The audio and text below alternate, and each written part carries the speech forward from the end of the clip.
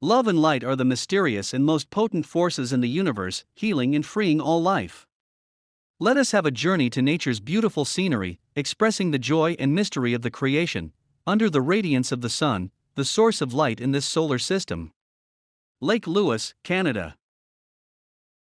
The Great Healing Invocation for COVID-19. Fellow lightbearers, the world today is continuously facing unprecedented events that affects our freedom and the way we live our lives, physically, emotionally, mentally, and spiritually. During these difficult times of seemingly chaotic and disorderly social interactionism, let us bear in mind that a simple touch from God, the Supreme Being, can take away all our confusion, uncertainty, fears, and anxiety, then will lead us to healing, peace, calm, and tranquility. All the potent energies distributed to the entire solar system are coming from the sun.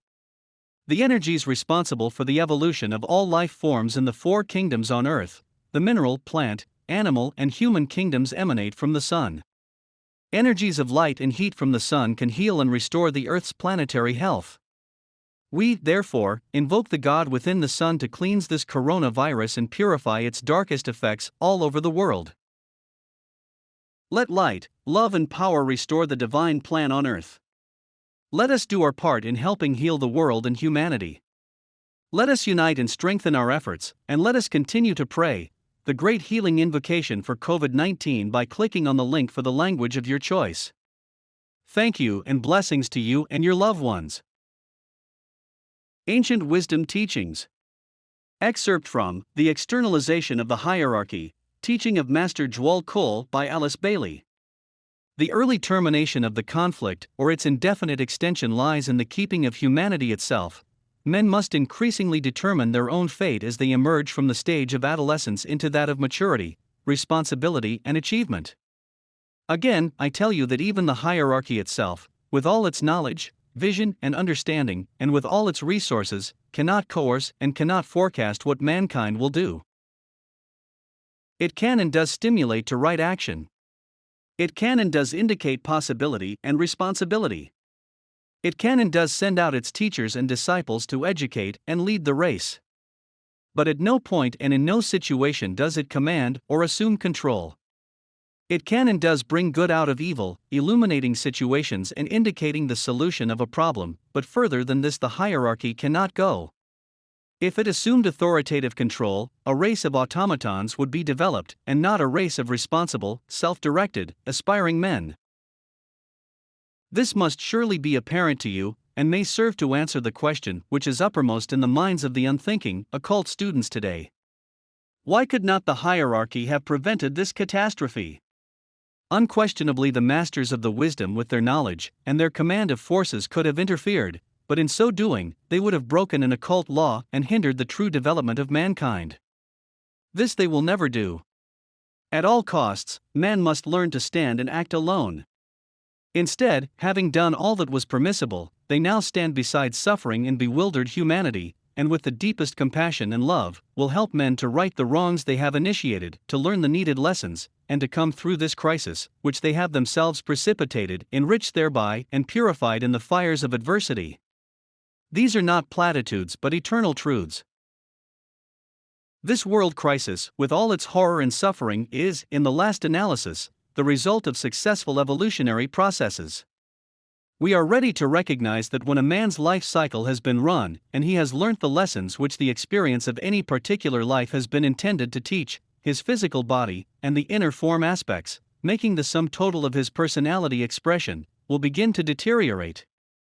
Destructive agencies within the form itself will become active, and eventually death will take place, resulting in the liberation of the indwelling life in order that a new and better form may be built.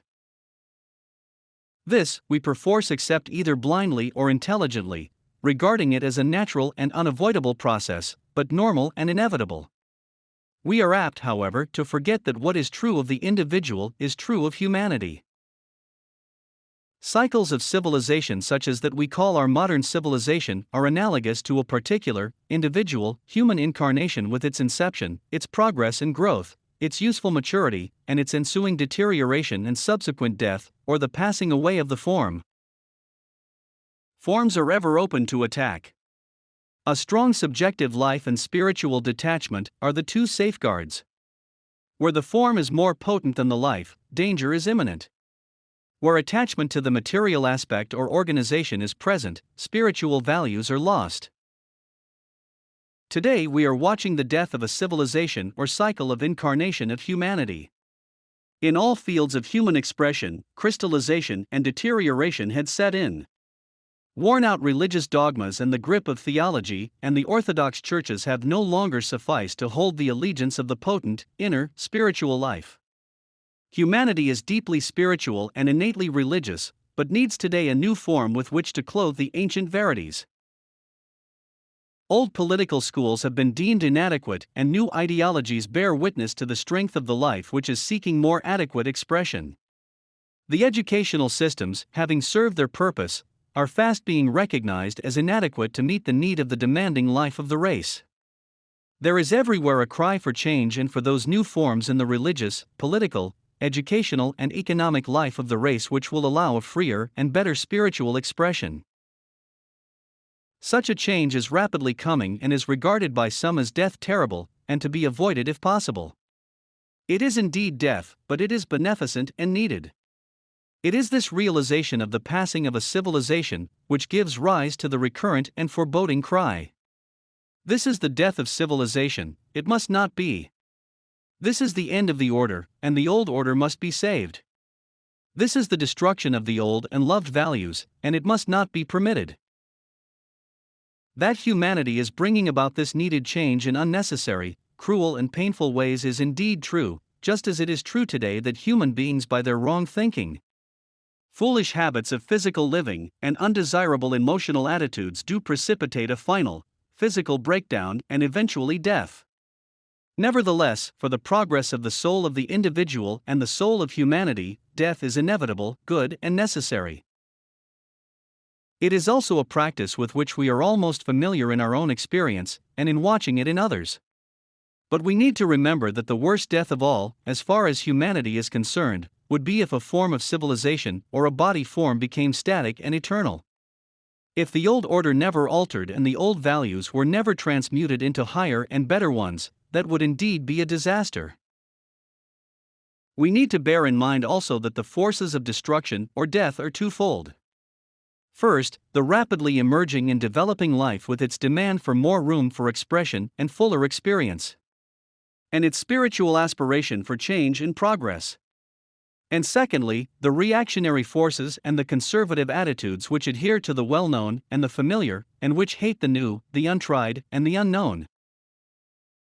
Both of these produce the great and divine transition from the past into the future, and from the old into the new, from experience into fruition, and then into experience again.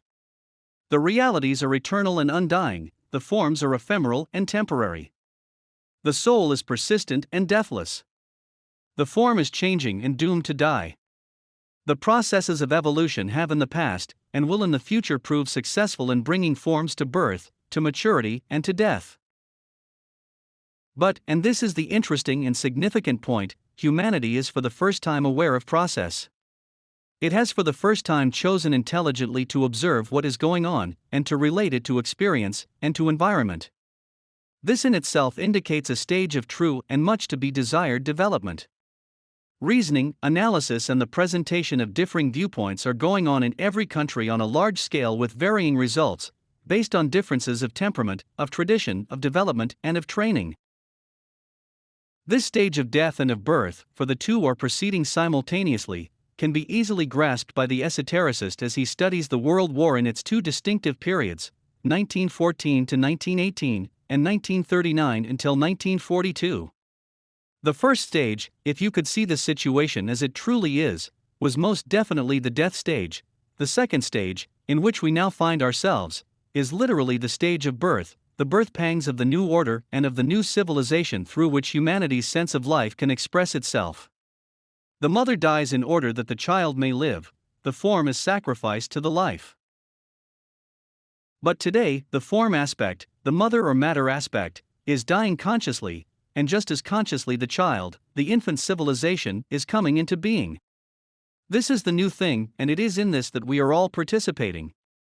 It is the death of the personality of humanity and the coming in of the soul. Such a dying is ever a painful process. Pain has always been the purifying agent, employed by the lords of destiny, to bring about liberation. The accumulated pain of the present war and the inherited pain of the earlier stage, begun in 1914, is bringing about a salutary and changing world consciousness.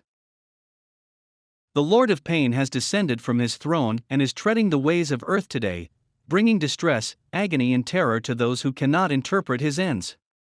But bringing also a re-stimulation of the instinct to self-preservation, which, in its higher aspect, is the instinct to immortality. It tends to focus humanity's attention upon the life aspect and not upon the form. The names of the lords of karma signify, symbolically and from the angle of their inner meaning,